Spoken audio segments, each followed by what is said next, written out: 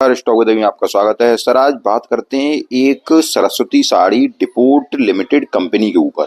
अगर इस कंपनी को हम देखें तो ये कंपनी जो है एक साड़ी के बिजनेस में काम करती है। साड़ी की होलसेल बिजनेस करती है, कुर्ता लहंगा सारा कुछ बनाती है और वुमेन ये सारा कुछ लिखा भी है इस पे manufacture and wholesale distribution of women एप्रियल।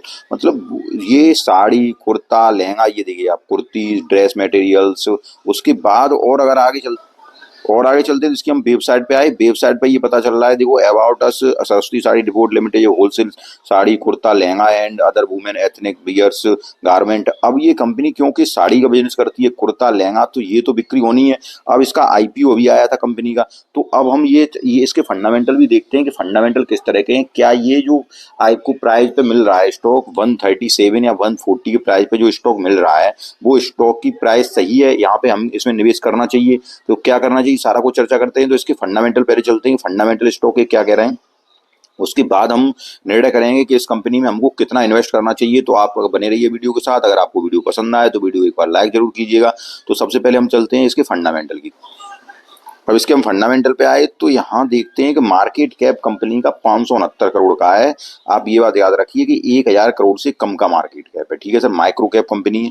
अब माइक्रो कैप में हमें इन्वेस्ट कैसे करना है, अगर आप मेरे रेगुलर व्यूअर हैं तो आपको पता हो, माइक्रो कैप में माइक्रो इन्वेस्ट, स्मॉल कैप में स्मॉल इन्वेस्ट और लार्ज कैप में लार्ज इन्वेस्ट। ठीक है सर, इस प्रकार से हमें इन्वेस्ट करना है। और अगर आप इस प्रकार से चलेंगे तो आप मार्केट से जरूर लाभ कमा पाएंगे। अगर आप इस प्रकार से नहीं चलेंगे तो आप मार्केट से कोई लाभ नहीं कमा पाएंगे। क्योंकि अगर आप छोटे स्टॉक देखेंगे, उसमें बड़ा सा इन्वेस्ट करेंगे, तो कभी वो स्टॉक नीचे जाएगा। क्योंकि ये ऐसे स्टॉक जो होते हैं, अगर एक बार इनका रिजल्ट अच्छा आ जाए तो यहाँ से आपको ये कब 250-300 दिखा देगा। 140 पे चल रहा है, रिजल्ट बम्पर आते ही ये स्टॉक आपको 250-300 कब दिखा देगा ये पता नहीं चलेगा। रिजल्ट खराब आ जाएगा तो ये स्टॉक कब आपको और नीचे चला जाएगा ये आपको पता नहीं चलेगा।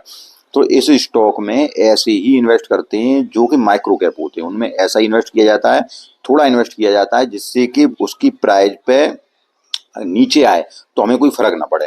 अब देखते हैं तो माइक्रो कैप, इसका मार्केट कैप देखें तो 569 करोड़ का है। उसके बाद स्टॉक का पी रेशियो 19 का है। ठीक है सर, उसके बाद बुक वैल्यू स्टॉक की यहाँ दी नहीं है। डिविडेंड यील्ड कुछ डिविडेंड देती नहीं है। आरओसी आरओई देखिए तो बहुत ही जबरदस्त है, 45.2 का, और आरओई है 58.9% का।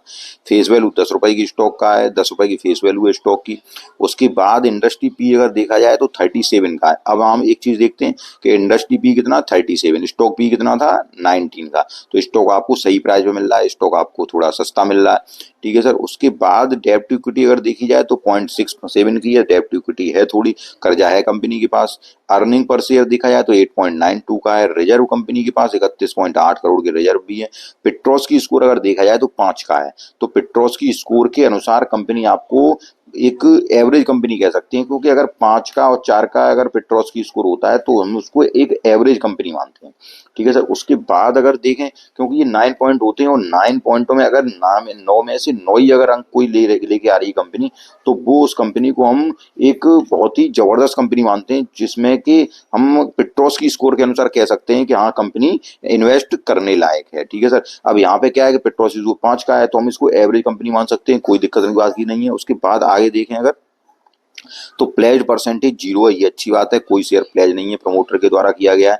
उसके बाद प्राइस टू अर्निंग 19.3 हम पहले बता चुके। प्रमोटर की होल्डिंग 74.8 है, जो कि अच्छी है।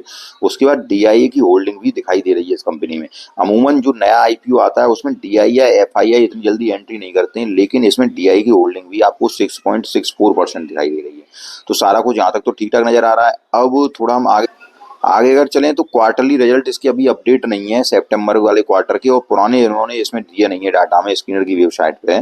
अब अगर हम साल दर साल का देखें तो साल दर साल का दिया है, वो भी मार्च 2023 से दिया है कि 592 करोड़ की जो सेल्स थी वो बढ़ के इस साल 602 करोड़ हुई। उसके बाद ऑपरेटिंग प्रॉफिट मार्जिन जरूर देखें तो मार्जिन मतलब एक 7% पे काम कर रही है, लेकिन इतना ठीक है कि पहले 6% था, अब जो हमारे पास जो डेटा है उसके अनुसार 7% है, मतलब मार्जिन उसने बढ़ा के चली है कंपनी। अब उसके बाद अगर यहाँ देखें नेट प्रॉफिट कंपनी का 30 करोड़, पहले 23 करोड़ था, ये भी ठीक है, बढ़ाई है साल दर साल। अब यहाँ से बैलेंस शीट अगर देखी जाए तो बैलेंस शीट आपके पास रिजर्व जो कंपनी के पास 32 करोड़ का है, इक्विटी कैपिटल 33 करोड़ की है, टोटल लायबिलिटी इस तरह 206 करोड़ की है, जिसको उसने फिक्स कर रखा है 3 करोड़ में, अदर इन्वेस्टमेंट ज्यादा कर रखा है जो कि 199 करोड़ का है, इन्वेस्टमेंट 4 करोड़ का कर रखा है। ठीक है सर। उसके बाद अगर यहाँ पे देखते हैं रेशियो, रेशियो मैंने रेशियो से कंपनी के कामकाज करने का तरीका पता चलता है। इससे ये पता चलता है कि किस तरह से कंपनी काम कर रही है, डेब्टर डेज कंपनी कितने, इन्वेंट्री डेज कितने, और ये सारे कुछ डेब्टर डेज से ये पता चलता है कि कंपनी के जो खरीदार हैं वो कितने दिनों में पेमेंट उनसे ले पा रही है कंपनी।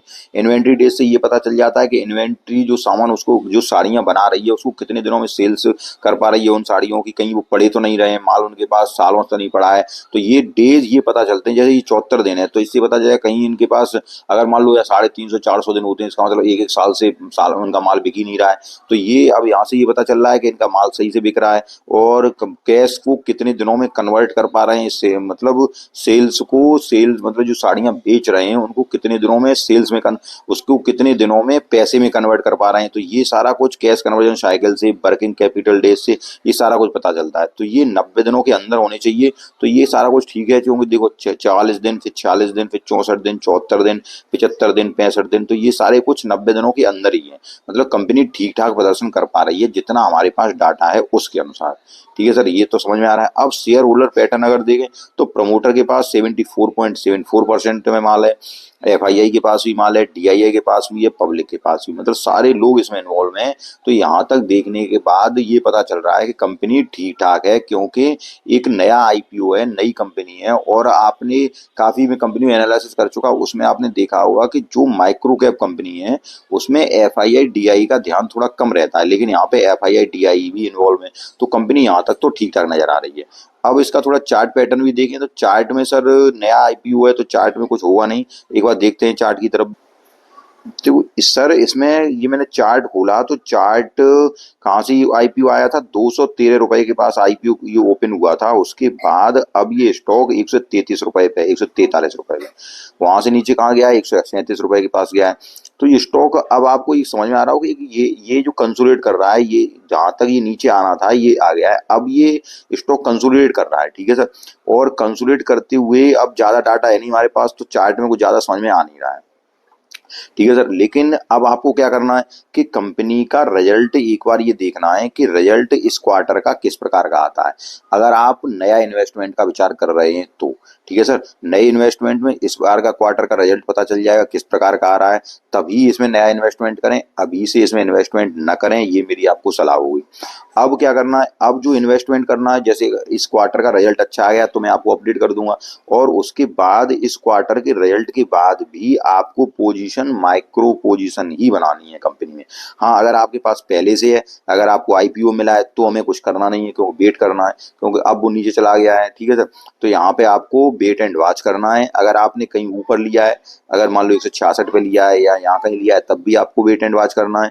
अभी कुछ भी जल्दबाजी नहीं करनी है, क्योंकि कंपनी के फंडामेंटल ठीक ठाक दिखाई दे रहे हैं। अब हमें कंपनी के रिजल्ट का वेट है, जब कंपनी का रिजल्ट आता है उसके बाद हम आगे डिसाइड करेंगे कि हमें क्या करना है। अभी कोई भी न्यू एंट्री न बनाए, आपको इन्वेस्टमेंट भी करना है तो रिजल्ट के बाद। आपको मेरी सारी बात समझ में आई होगी। अगर सारी बात समझ में आए तो वीडियो को लाइक कीजिए, चैनल को सब्सक्राइब कीजिए। धन्यवाद।